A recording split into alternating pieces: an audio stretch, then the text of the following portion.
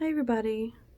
Excuse my hair. Normally I would be in my office, but I'm not in it, so I just wanted to film real quick.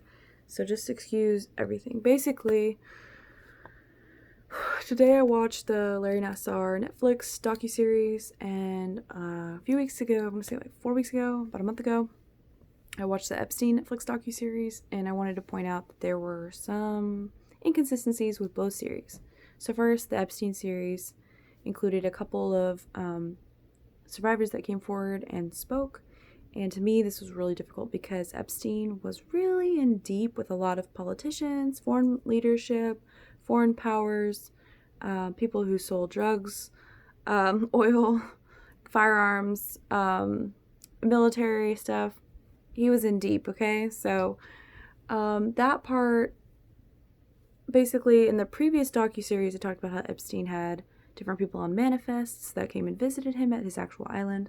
That there were, but this series included an interview with a former employee of his and two survivors, and they spoke about how he even groomed people to bring their employees to bring their children to the island, and when they didn't, he fired them immediately or threatened them, and they had to go seek sanctuary somewhere else and leave that job immediately because they felt so threatened. Well, then I was looking to the survivor stories, and they included a very short clip in this Netflix docuseries that makes everything else very, very apparent. In the series, I believe they said, one of the survivors said, "I never saw Bill Clinton do anything." And it's just like, oh, I wondered why they mentioned Bill Clinton. Well, if you don't know, there's some survivors, and of course Epstein rolled with Clinton's lawyers. So the fact that that was even brought up, I mean, a lot of political figures are why all of the documents were sealed and why no one else was brought to justice, just Epstein. And how he mysteriously just killed himself on watch. Oh, he just killed himself. No, he didn't kill himself. He was definitely taken out. And if he wasn't taken out, he was protected and hid away. Why? Because he was connected to the world's largest groups of pedophiles. How do you know that? I mean, he had connections to deeper child trafficking rings in Saudi Arabia, in Khartoum, in Sudan. He had connections to northern Pakistan. He had all of the connections, okay? And one of the biggest, most obvious ones was Prince Andrew. Prince Andrew had photos taken of him and a minor at some of the Epstein one of the Epstein residences, and it was very apparent that it was the prince. And I also have to tell you that the things that Epstein was involved in ran deep into the intelligence agencies of the United States and MI5. So this wasn't a first-time occasion that the intelligence agencies had misbehaved, and this wasn't a first-time occurrence that there was human trafficking being conducted by people who assumed the identities of protectors of the United States or U.S. interests. So this is where it got covered up. The judge closed everything. The people representing the survivors, it was so ironic, seeing as how Monica Lewinsky was someone who outed Bill Clinton for being a big predator in the workplace, and also the fact that he had been talking to people under 18 years old. And the unapproved biographies that included his abuse and allegations of his abuse of women of color who were minors. So people of color, teens of color, were one of like a primary target who he gave drugs to at a lot of these parties. And you're not going to hear about it. Why? Because Hillary never denounced him. She never broke up with him and just divorced him. She never said, hey, he's supporting all this bad behavior and he runs with this crew with Epstein, Disney, and all these other executives. But the manifests are there, and they include a lot of important people. And the Netflix docuseries wants people to focus on the fact that Donald Trump was there. But you don't even have to worry about just POTUS being there, because he's not the only person who was there with Epstein. Epstein was connected to a lot of world leadership. So it's not just a guy hitting on women who are consenting or of age, or paid prostitutes who were of age. No, it's the fact that they were around people who smuggled children, like young teens, not just paraphilic, but pedophiles.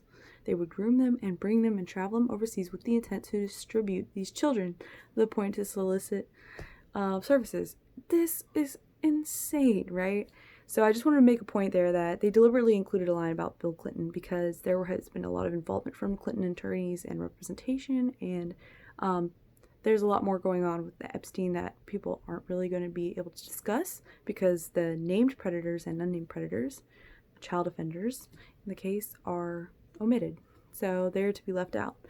And not to mention, there's probably a lot of NDAs for a lot of the ongoing companies that exist here in the US for people that hang out with people like Epstein. So they would have submitted these out at a lot of parties before the party started. They would have gotten their people with the other people to sign off and say, hey, it's fine.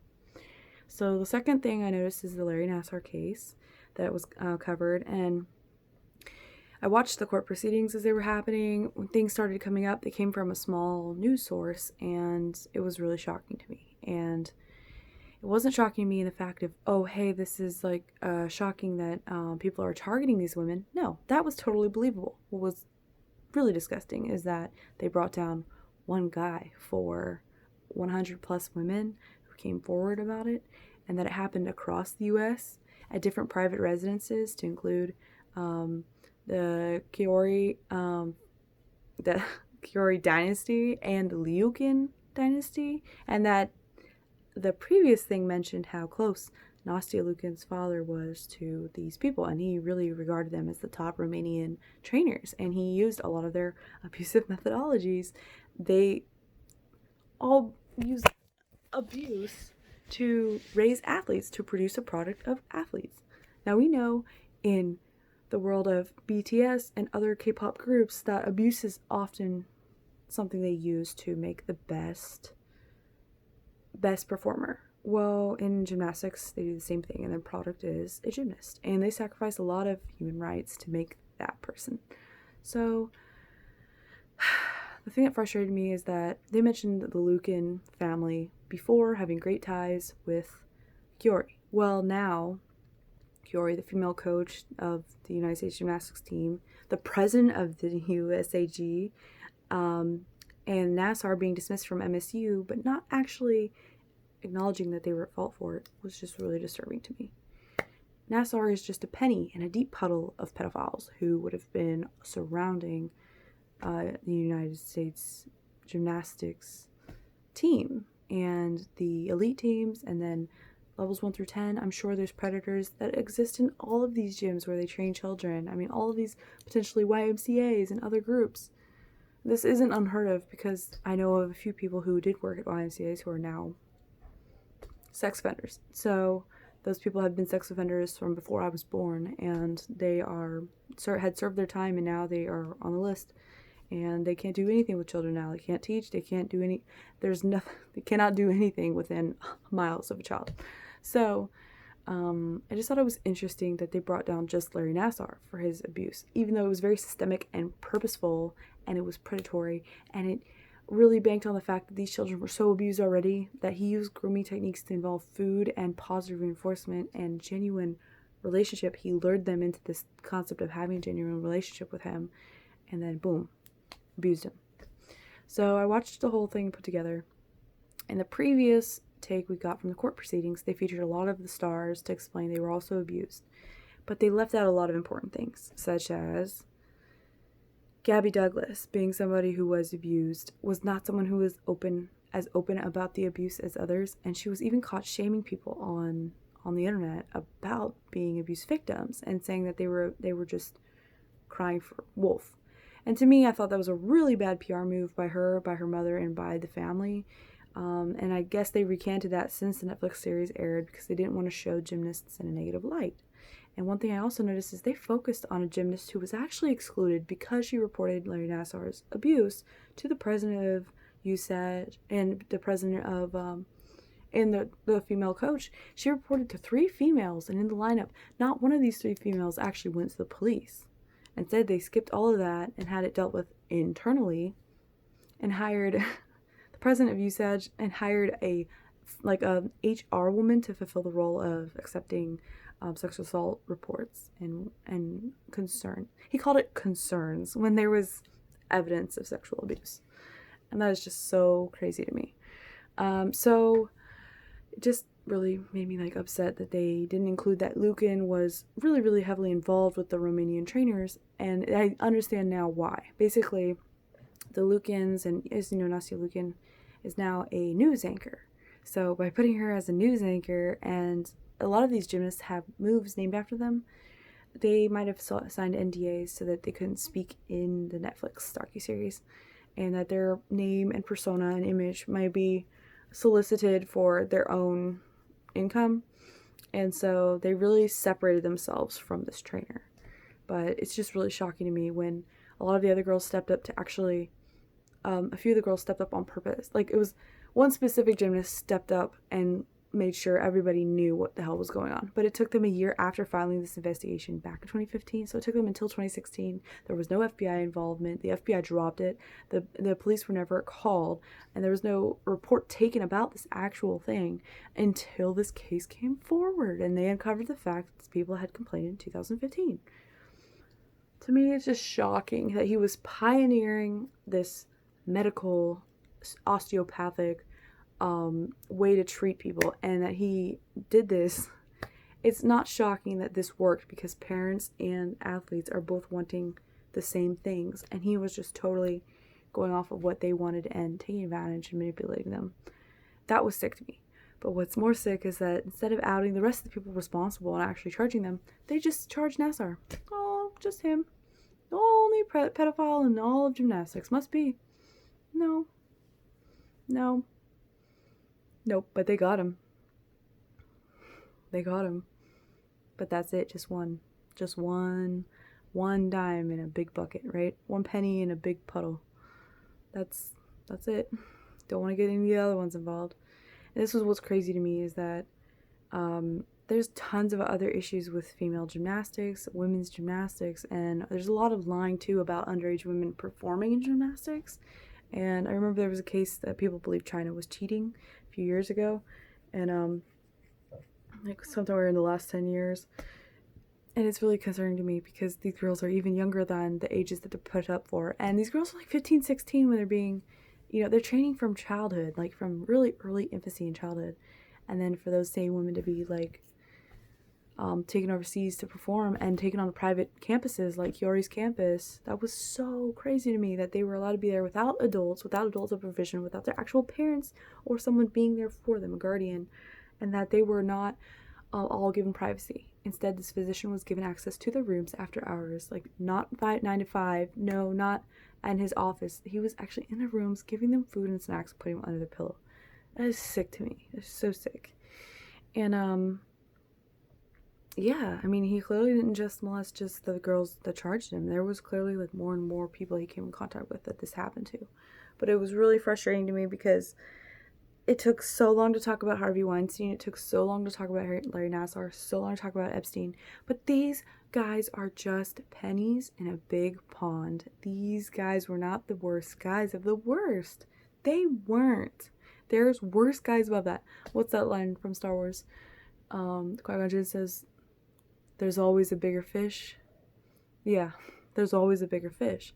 So if Epstein is dealing women and children into slavery overseas, and he's not just dealing these girls out, soliciting them to Prince Andrew, he's soliciting them to bin Salman, he's soliciting them to other leadership. So before you think that, oh yes, it's all solved, it's fine, we've eradicated it from the planet. No, like this stuff goes so much deeper, and those people are even more and more protected. So I guess the last thing I can mention to you, which I could make an entire video about, but I really don't think this egomaniac deserves that much time. Doc Antle. Doc has been grooming women from South Carolina for years. Out of the Myrtle Beach area, he would recruit girls from all over the state who worked with tigers. And Doc Antle recruited very naive, obedient women. Oftentimes, they were found to be not knowing their orientation or having very little experience with physical activity for their adult age group. And this was troubling to me because I know of a person who was potentially groomed and could have been in the situation as these women. And that's what was so shocking to me, is that this person who was an acquaintance was almost there, stuck with Doc Antle, and I'm so glad, and she's so fortunate she never was in that situation. And but yeah, no, he was grooming a lot of people who were excited to work with tigers for years. Doc Antle does not pay his employees enough. He treats these women like a cult, and he's very much keep out of my business. But you know why? Men who act like that, they say keep out of my business, but they got 8 houses on their property for 8 different women.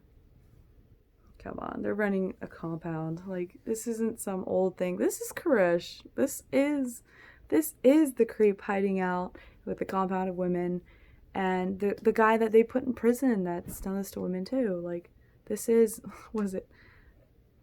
This is Waco. Like, people need to understand that people with this type of mentality will just abuse until they're being held accountable, and even at that, they'll probably run. And yes, normies might kill themselves, but there's no way Jeffrey Epstein killed himself. Like, I just hope you guys all know that. No, not someone with his resource and knowledge and his connection. Nope, no way. Nope, no way. Anyway, like and comment down below. Subscribe if you want to know more, and if you want me to do a full video in my actual office with all of my little PowerPoints and little things on the easel, let me know. Thanks for watching, and be sure to like, comment, subscribe. Bye.